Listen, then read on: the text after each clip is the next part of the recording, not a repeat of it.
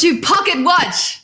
It's a good name, where we deep dive in the best and worst TV and film that we can devour the moment that it's released, which in this case is painfully slow and week by week, denying us that sweet, delicious binge. I'm Stephanie Bendixson, and this series is being transmitted to you entirely through telekinesis as we check out the Disney Plus series WandaVision. I absolutely would binge this show, so I'm actually kind of glad that I'm being forced to wait 7 days in between. It gives us time to ruminate and theorize, which is exactly what we're going to be doing today. So each episode of this series, I'll be joined by Nick Boy Richardson. Hey. And Will, the Doctor of Who Yates. Hi. Will, I'm relying on you and your like savant-ish knowledge of Marvel to help us fill in some of the nerdier gaps here. Yeah, for sure. I'm like the Watcher with hair. That's kind of what I exist as.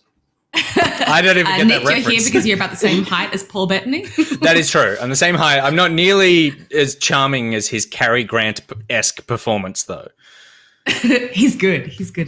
So good. Of course, I'm going to do a spoiler warning because we are going to be talking about at least the first 3 episodes that we've seen so far of WandaVision. So if you have any intention of seeing those episodes and you haven't already, this may not be for you yet, but come back to it later when you have seen them. If you have no intention of watching it, then, well, this is great because we can explain it all for you and theorize and nerd out, and you can just let it wash over you like a wave of a phase 4 of Marvel, which is something that I learned today is a thing. It is indeed. So, Will, do you want to kind of give us a rundown of what the show is and where it sits sort of in the timeline of the broader MCU? Because I didn't realize that we were at the beginning of phase 4. How many phases are there?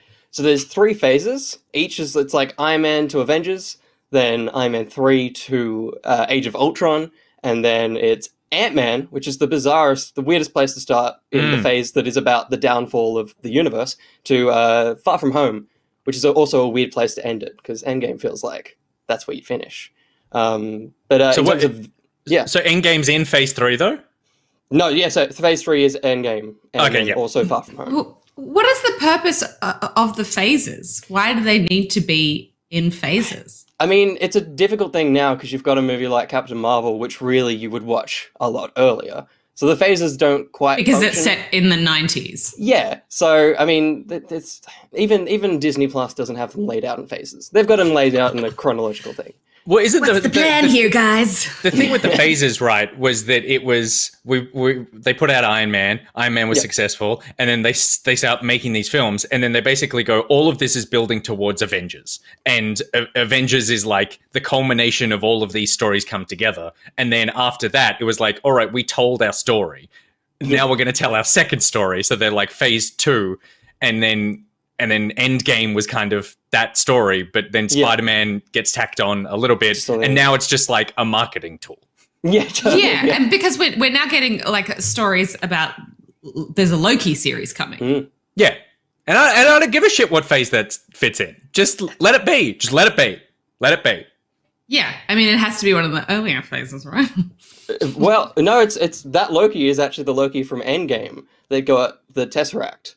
So the alternate universe Loki that managed to grab the Tesseract, that's that Loki that escaped. Oh my God, Yeah, comic books and their alternate universes. And this is what all of this is building to in terms of WandaVision. Right. It's building to a multiversal Marvel event. That's the new Endgame. Things can be simultaneously existing in multiple universes and people are alive where other people are dead. Yeah. But the broad thing I need to understand for this is basically I watch Endgame and then this... we believe sort of is happening after the events of Endgame. Yes. Nothing else has happened. Spider-Man may have happened depending on what Sony feels about that situation. But generally speaking, Endgame's happened.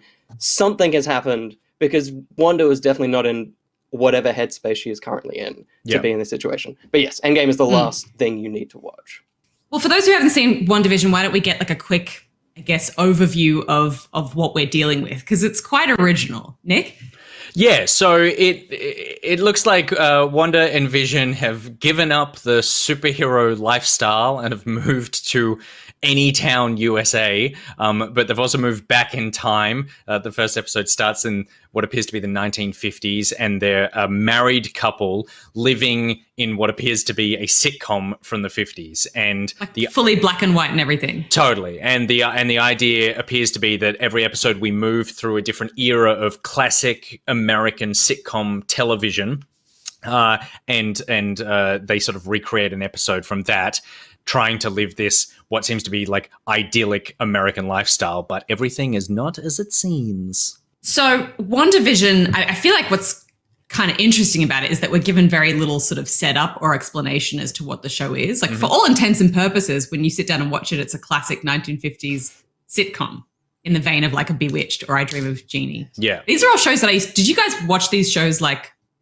and enjoy them? Totally. Yourselves? Obsessed. I loved this stuff. This was that weird time that a lot of people who might be watching us now will have never experienced, which was you couldn't just say the word of a TV show into a phone or a small black remote controller and it just appear on your television. So this was where like you stay at home and you're sick and it's like, well, fuck, I'm really excited about Bewitched, but first I need to sit through Beauty and the Beast, that sort of weird argument show. And so it's like, it was always exciting to see this stuff. I loved Bewitched. I loved I Dream of Jeannie, which those first two episodes feels like they're sort of referencing there.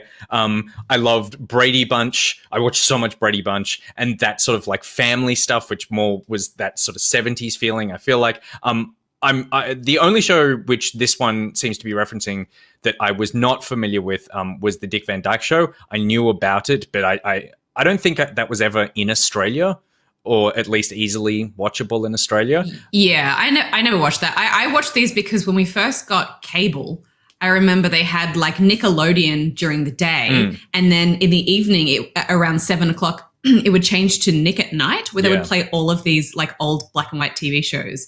And I watched Bewitched and I Dream of Jeannie. And I was big into horses. So I used to tape episodes of Mr. Ed so that I could like watch them over and over again the next day. I can't wait for the Mr. Ed episode of WandaVision.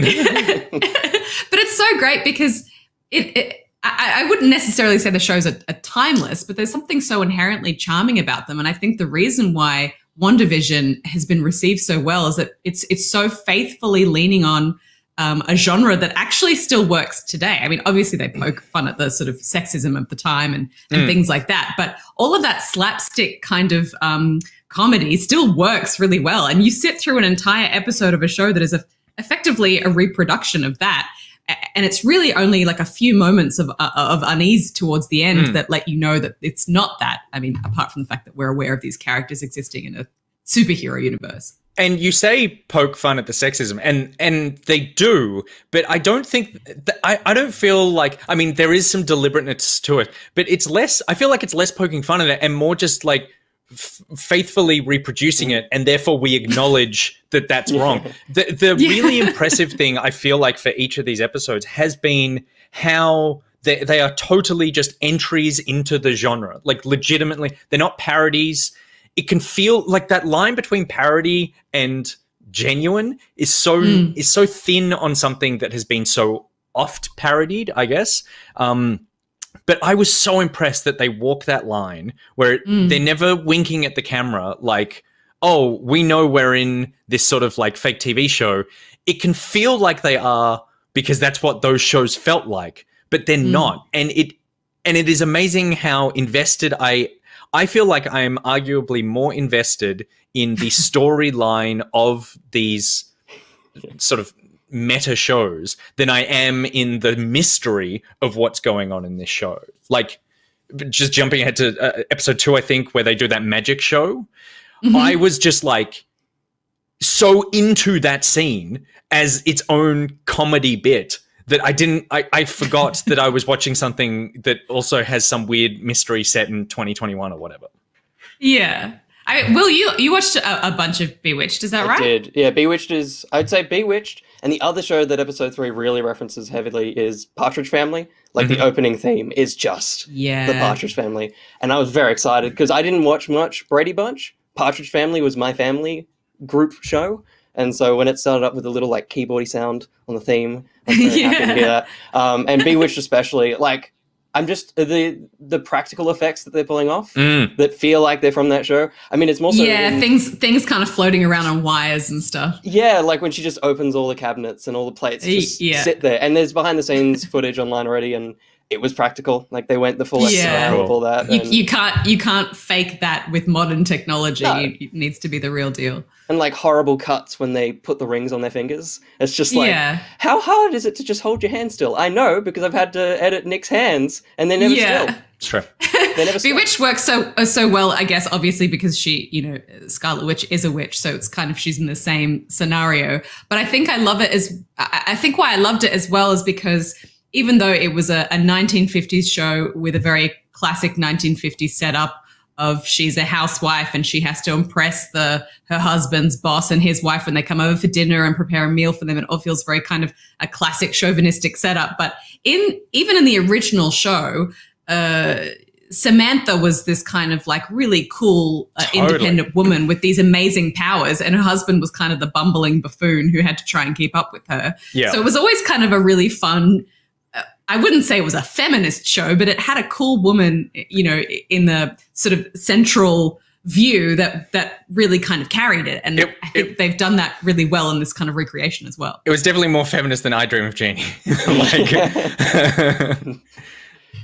It's also fun because it's almost like Darren, who was the husband. It's almost like Darren's a witch because Vision has powers as well. So it's a new dynamic on that as well. It's not just recreating the witch. You've now got a superpowered husband as well. Yeah. So I guess I was surprised at the pace of it because I thought it would be kind of quicker to get into revealing what's actually happening. But really what happens is we watch, as we said, effectively an entire sitcom play out. And there's usually only a couple of moments threaded in towards the end that give you a sense of unease, that let us know that these characters are getting little moments of doubt in terms of recognizing that things aren't as they should be. Moments where they can't remember their past or how they got there. They don't remember getting married. That moment in episode 2 where she hears through the radio someone say, "Wanda, who's doing this to you?" Which made me think, is she in some kind of induced coma or something? And then, of course, there are all of those commercials that we see all the way through. Will, I feel like this is potentially your area where there's a lot of symbolism and stuff that I don't recognize, swords, and I understand references to Hydra and stuff like that. The guy in the beekeeper suit coming out of the vent.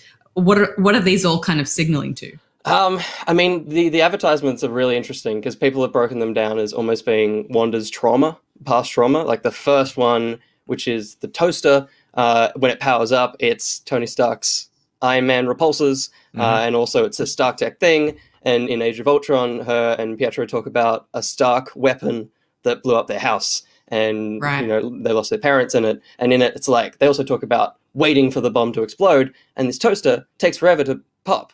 So that's kind of replicating that. The next one was a watch, which is by Baron Strucker, who is the Hydra scientist that experimented on them and unlocked their powers.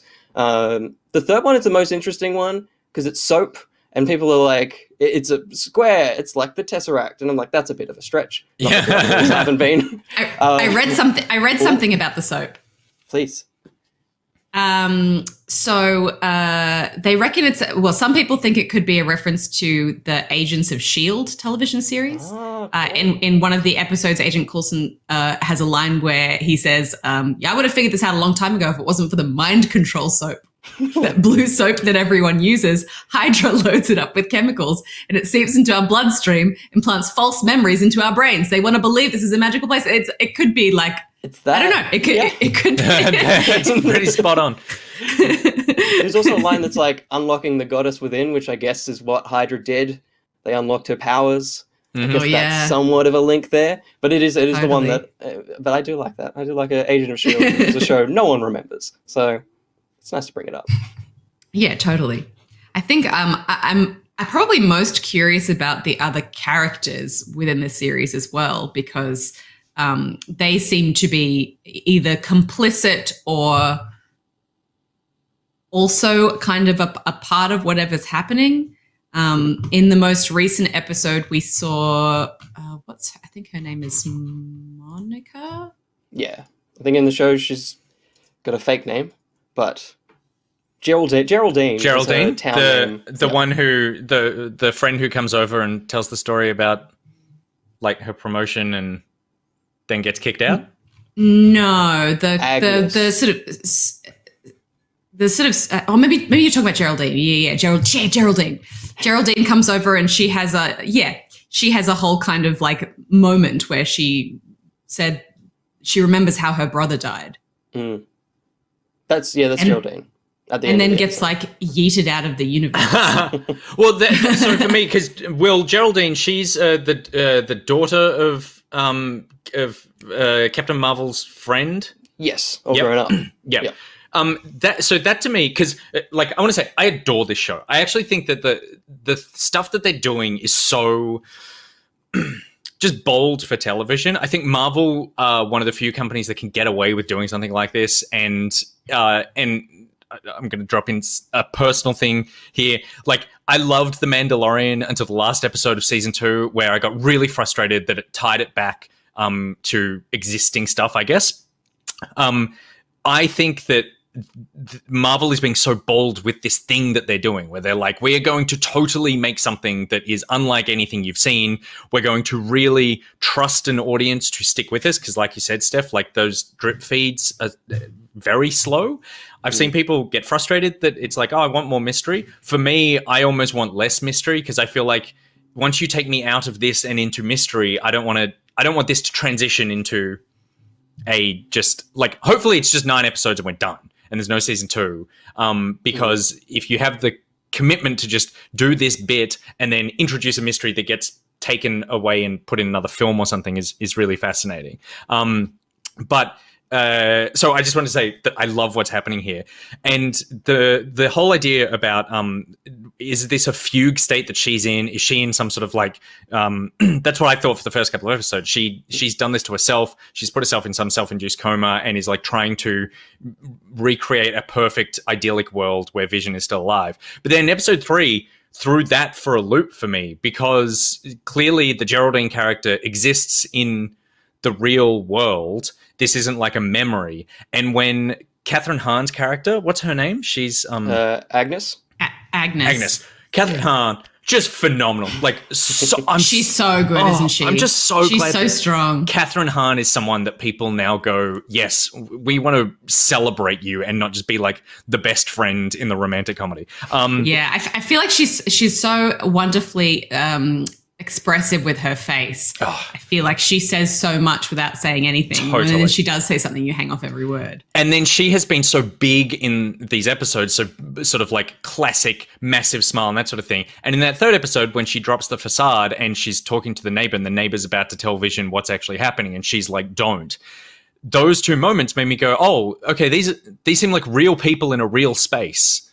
So I transitioned now to someone is doing this to Wanda, as opposed to Wanda is doing this to herself. Will. Yeah, I think I started there, and I think I started with Wanda is doing this to herself, and then kind of got carried away with the idea that maybe it is a psychotic thing. But because I guess with all the Hydra stuff, I assumed it was some kind of like, I don't know, psychological coma thing that she's experimental thing that she's trapped in. Well, the weird thing about that Hydra stuff is I don't know where it fits. Like, I don't know if Wanda and Vision like are watching this show and so see the ads, or are the ads something that just we as viewers are getting as some sort of like extra thing. Like, I don't know whether this exists in the universe that she is in.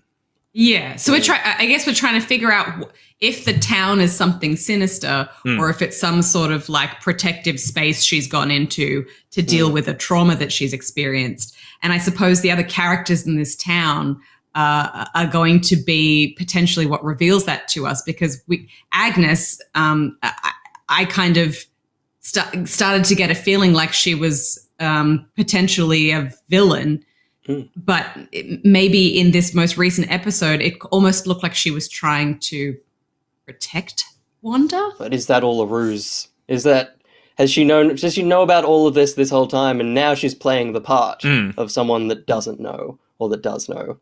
Because I feel like, I'm still with the train of thought that she is this secret sleeper villain that's chilling in the background, and maybe she is the overseer.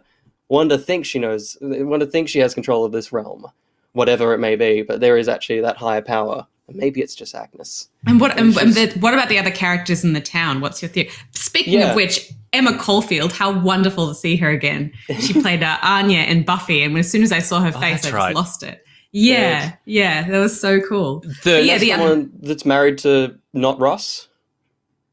Potentially not Ross? Not Ross, yes, not Ross. Yeah. Not Ross. Totally.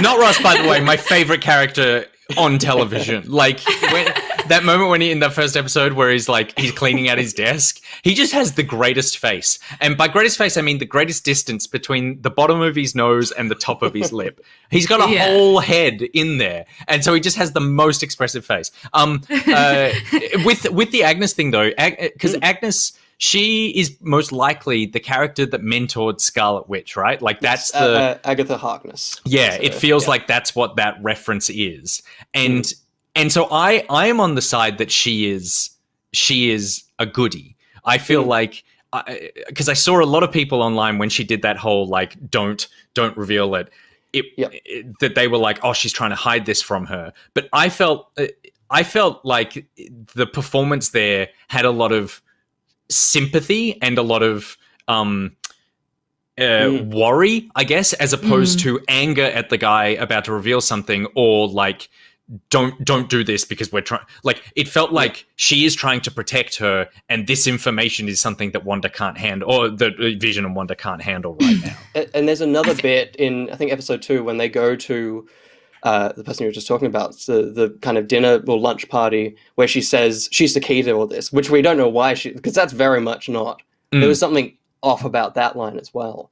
So whether, there's more to come with that. Yeah. I went through that whole sort of section where she was talking to the neighbor and telling him not to tell her what was going on. I went through this full spectrum of like, oh, she's telling him not to, and she's going to like mess him up if he does. And they're all trapped there and stuff. But then towards the end, I was like, oh, but she does look concerned and she's looking out for her. I think she's so good at keeping her character as a big question mark for all of us. It just, I think, drives the mystery so much further.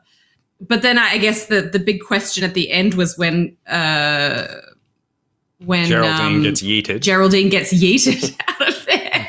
Where does she end up, and what does that mean for all of the other characters? Are they kind of part of a simulation, or are they also trapped as part of a kind of weird Truman Show situation? What's going on? The Doctor trying to escape throughout that episode as well, as he clearly was realizing, which I kind of take it as Wanda's distracted. The veil is being lifted. She's distracted in the pregnancy, then she's distracted with Monica, so it kind of lets them slip.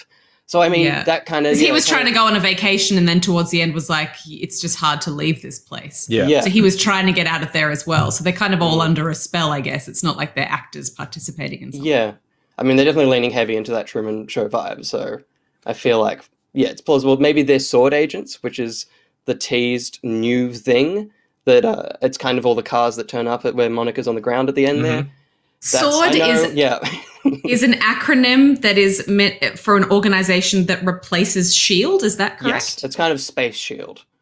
Because SHIELD got done in Captain America. Is that okay, Soldier, cool. Yeah. Okay. This is and we saw it at the end of Captain Marvel, the post credit. No, Far From Home. The post-credit scene, we go up into space and Nick Fury's up there with all the Skrulls. That's right. Yeah. So that's Sword.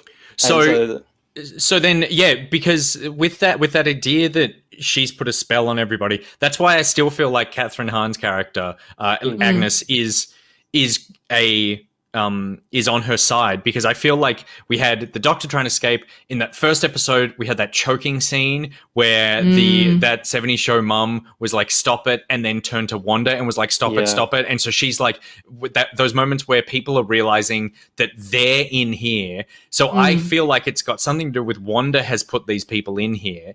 And I think that Catherine Hahn, being, if she is the Agnes witch mentor of Scarlet Witch, she's the only one that is above this because she is a witch, and I think that she's basically going, if you break this spell now, terrible things could happen to Wanda or to everybody. Like, and there's also the question of, if you tell Vision that this isn't real, what happens to Vision? Like, if this dead character gets the self-awareness that he's not alive, does he then disappear? So yeah, I hope she's good as well, because I feel like that, it's more interesting than this is just like a baddies. Yeah, but then but then there is a whole facility of fucking people there who have helicopters ready to take off and shine spotlights on people who get yeeted out of this world. So at the same time, something bigger is happening. It's fun to be watching a show that constantly leaves you with so many cool questions. I feel like, I want to believe that this will be a sort of self-contained thing, as you say, that doesn't kind of like tie itself heavily into other aspects of the universe, but I think 100% it will, because that's kind of what Marvel is all about. Well, it's just a question of how strong that link is. Yeah, and I think I'm okay with pushing it forward. I'm okay if basically this is 9 episodes. At the end of this, it's like, we've told our story, so we're not going to make this show anymore. It's not going to go on like Agents of S.H.I.E.L.D. or something, and it's now just going to set up something that gets like, in the next whatever movie we pick up this thread. I applaud it for going, we're going to take a really different approach to this. And my issue with Mandalorian was it felt like it was doing that, and then it pulled it backwards into the past. As opposed to setting up new stuff for the future. And we've introduced new characters into this so I have no doubt that it will tie into something, but I hope that if they feel like they've told their story, that they just go, we're done.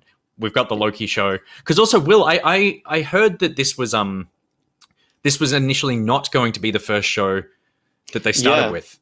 Originally, it was going to kick off with Falcon and the Winter Soldier. Which would be a lot more of a, this is definitely a Marvel product. Totally. It's a lot of a safer bet to start with. And that got pushed because of, restrictions and all the rest of it. This was contained. So it wasn't an artistic choice to put this first. Yeah. There's actually, apparently there's a line cut out somewhere in this that would have kind of just referenced to the Falcon and Winter Soldier.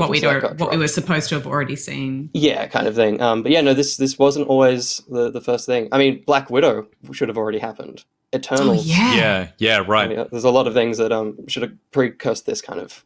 Well, I think then it's great. It's like, this makes me go, oh God, I'm so into the idea of Marvel TV shows now. Whereas Falcon and Winter Soldier, there's a chance that I watch a couple of episodes, then I'm like, oh yeah, like I'll just watch all this once it comes out and I'll spend a weekend. But this being drip fed out and stuff, I'm just so on board with this mystery. I feel like the biggest question I have at the moment is probably around Agnes's husband that she refers to all the time.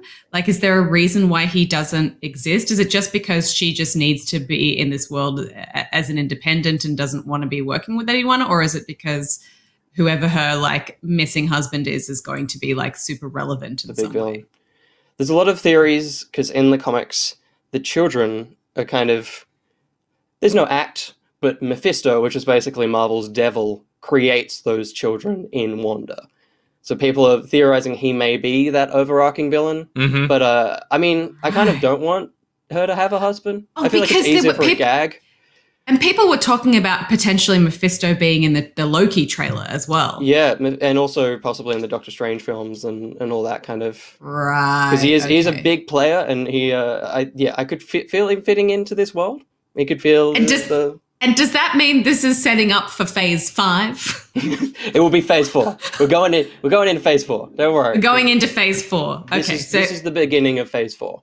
Right. Okay. Yeah. The stuff with her husband though, because I think it's a great it's a great double thing, because this is a trope in these kinds of shows where there's always just this off-screen character that gets referenced that you can kind of just make the butt of a lot of jokes and stuff, which Agnes does really, really well. Like the Friends have ugly naked guy or something, like where it's this character off screen who you constantly reference. I guess I always think of Karen's husband in Will and Grace.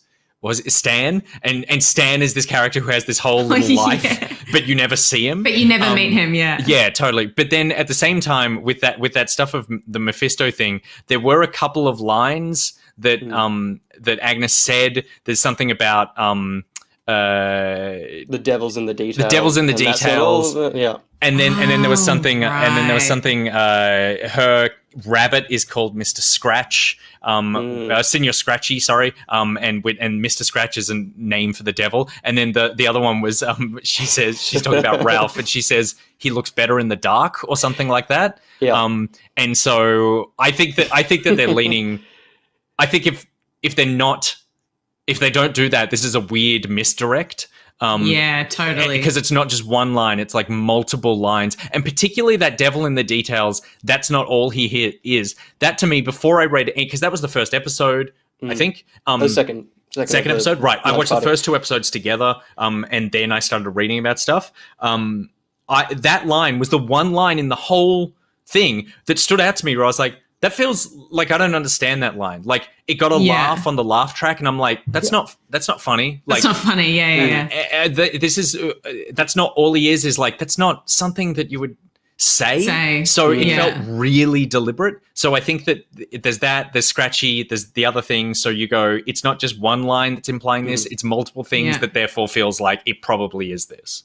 And because it is so heavily leaning on the style and dialogue of those sitcoms of the time, anything that doesn't fit stands out a lot. Totally. Even though they tried to be clever with laugh tracks and stuff to kind of... Yeah, I was going to say that there's a great misdirect in a lot of lines, just covering it with... And it is always the jokes that land flat, but they're not jokes. They're never jokes. It's always like, this is what you're actually... It's almost like the laugh track is like a ping. And it's like, remember this bit for later. Yeah. There's a bit like, I mean, I extract it too heavily, possibly. I do this. That's what we're here for. That's what we're here for. That's why I'm in this box. The stalk in episode 3 is kind of, taking the attention off Monica or Geraldine. And my reading of what you can vaguely hear her saying is actually possibly her being recruited by Sword to possibly be like an infiltrator to find out what's because she was talking about her job interview and her promotion. And like getting tired and stuff. In that and it's scene. like, you're focused on that stalk, but really there's actually something way more interesting happening over here. So true, isn't it? They had a whole kind of slapstick thing happening that distracts you from what she was saying. I can't even really remember what she was talking about now that I think about it. But it's like... Now I want to watch that scene again. And that's the thing that I'm most excited about this is by the time the show finishes, watching it back, I feel like the entire script will have been flipped. It's like every line is now linking over here. Like another one that Will's reading way too deep into is Vision asking about his job, which I know is a trope, but I'm also like, maybe they're utilizing the Vision like code to be doing something. Like there's a villain because he's like, why am I reading all these things? And they're like, oh, you're just reading them. That's your job. And I'm wondering if maybe Vision is in the background helping to research something. Yeah. Is there a situation where Vision is still alive? That's the strangest bit, because in terms of where Infinity War and Endgame left, he was a shell, and Shuri, which is a part of the Black Panther universe, had like a USB with him on it. So right. I mean, it's an interesting situation. Like if Monica was physical and went in the realm and came back out physical, that makes sense. But it's then going to be the question of if she did the same thing to Vision, which I assume she just, as you say, yeeted, could she yeet him back into existence? Or is she a figment that she's created in that universe that she is then forcing that idea onto all the other occupants? Well, there is not really there. Well, I feel like that is potentially the that's potentially true, because the other thing that stood out in that first episode was with the choking. He starts choking, and Wanda's sitting there and is uncomfortable, but Vision is also sitting there. And I'm like, why is Vision sitting here not doing anything when, I mean, both of them could save him. It's just weird that no one is trying to save him.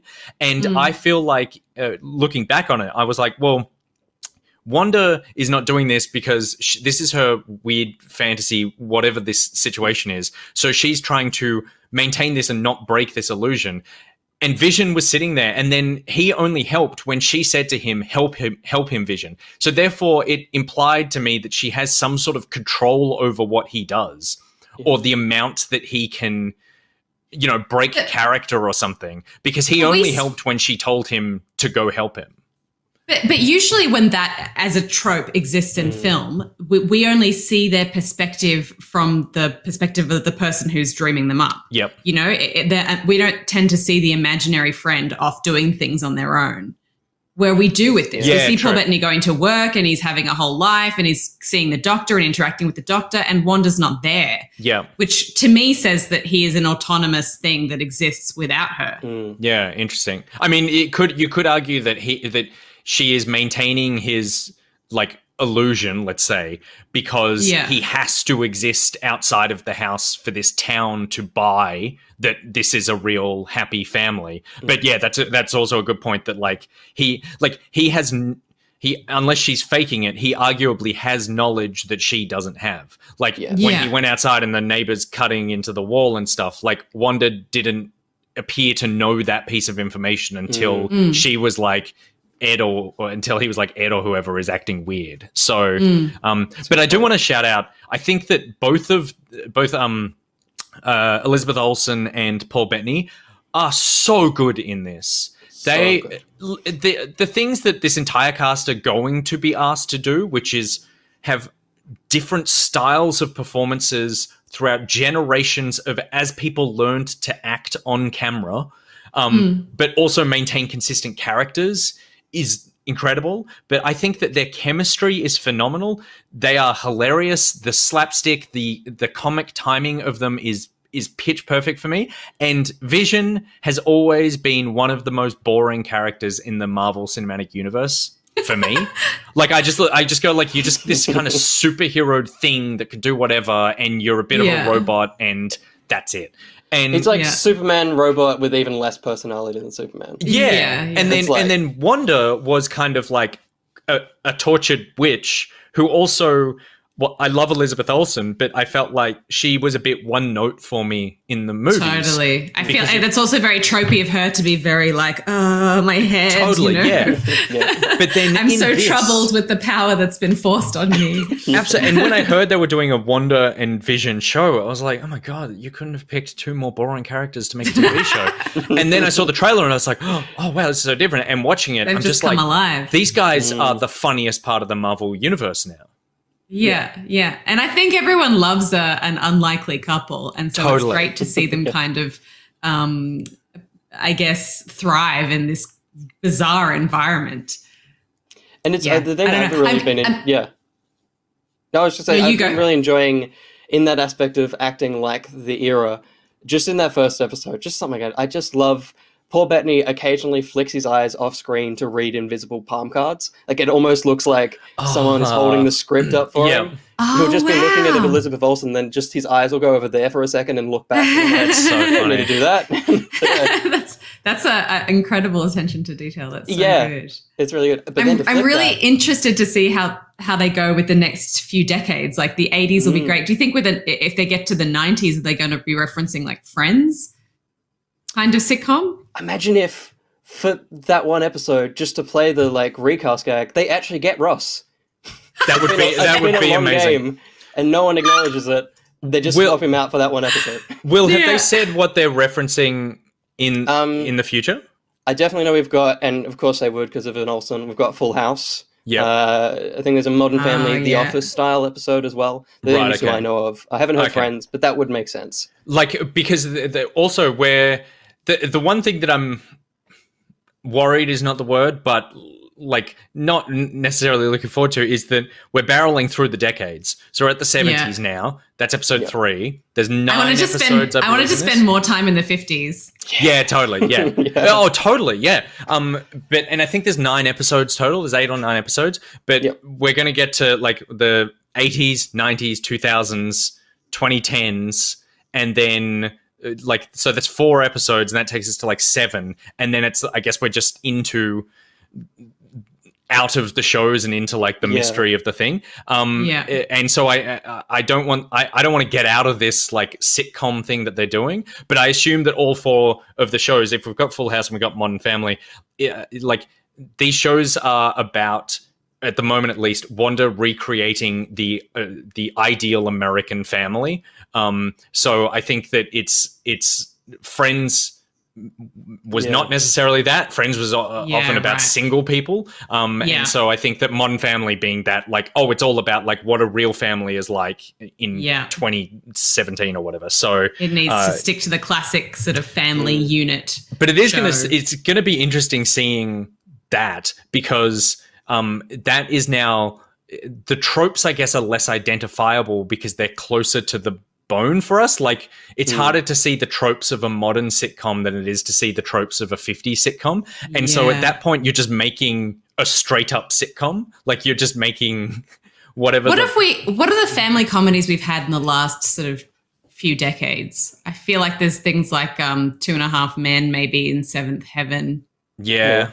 I mean, Modern Family being the biggest one, I guess. That's huge. And then there's all those, I mean, we've kind of transitioned, I feel like, more into drama when it comes to those sort of family unit shows. And sitcoms are now entirely about unhappy people. Suddenly we're watching British sitcoms again. It's come full circle. Yeah. Did you say they're doing a take on The Office, Will? I have, but I feel like that may have blurred in with Modern Family, because Modern Family's got that talk to a camera, sit down. Oh, sure, yeah. As well as shake the kind camera. of like asides. Yeah. And also, like, the 50s one was Dick Van Dyke, but it was also Bewitched, and it was also I Love Lucy. Like, it was they like can merge a few few different genres, and it was still Bewitched in the 70s as well, because you had all that. Totally, So, I'm just so on board for this show. I'm so looking forward to seeing what this is. The like Westworld was the last show for this, where it was like the weekly theorizing what's going on. So I love the fact that this isn't something that you binge. I love the fact that you have to sit down and like Friday nights is WandaVision night. Like that to me, like the show harkens back to these sitcoms, harkens back to an era of television that I actually love, which is like appointment television, but with the bonus that you can't miss it because it's just sitting there on your Apple TV for whenever you actually need to watch it. But also you need to watch it as quickly as possible, because people are going to be talking about it so quickly that you don't want to have it accidentally spoiled. Us! Yeah, that's true. But we've given a good spoiler warning at the front, and it'll be in the title, so people will be forewarned. Do you guys have anything else you want to add? No, just love it. I love this show. It's my favorite show that I'm watching right now. It's so good. Yeah. I just love the music. The music, just a point on the music, because they're doing as much as the visuals are replicated, the music's incredible. It's the same composer as the Ant-Man films, which were already in that 60s heist era. So I'm just loving that. I'm excited to see it merge. There's a track from Ep 2 that I feel like I've listened to from a Bewitched episode 1,000 times. I have like nostalgia for a track that was released 5 days ago.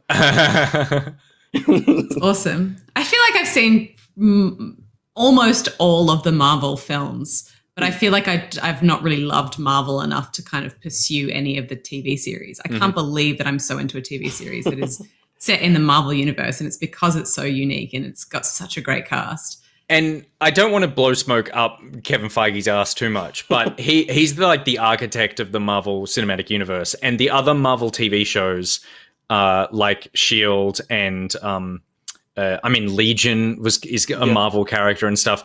They weren't under the Marvel Studios banner, so they were made separately.